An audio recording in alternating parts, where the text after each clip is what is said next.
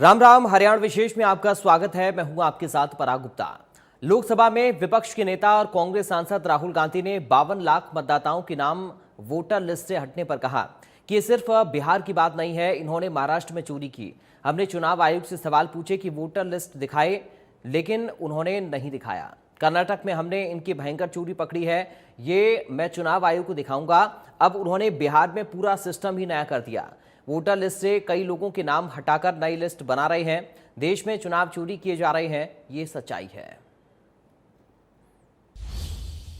White में सिर्फ 52 लाख की बात नहीं है, सिर्फ बिहार की बात नहीं है। महाराष्ट्र में इन्होंने चीटिंग की।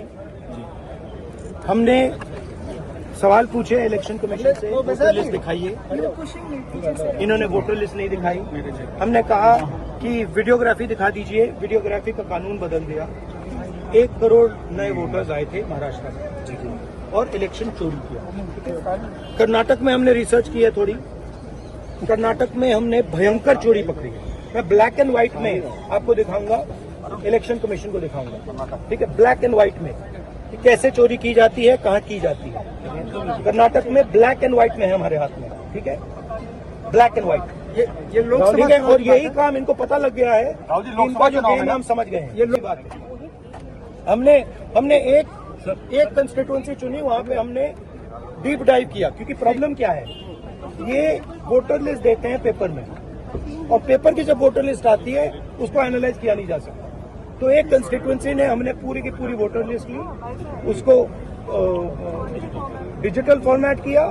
6 महीने लगे हमने, मगर हमने सारा का सारा मतलब इनका सिस्टम निकाल दिया। ये कैसे करते हैं, कौन वोट करता है, कहां से वोट होता है, कैसे नए वोटर बनते हैं, पूरा का पूरा हमें मालूम। नहीं, अब इनको समझ आ गई बात, ठीक है। और अब इन्होंने क्या किया है कि अब हम बिहार का पूरा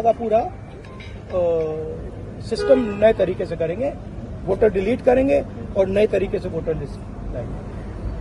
हिंदुस्तान में इलेक्शन चोरी किए जा रहे हैं, ये रियलिटी है। हरियाणा सरकार द्वारा राज्य में पर्यटन को बढ़ावा देने और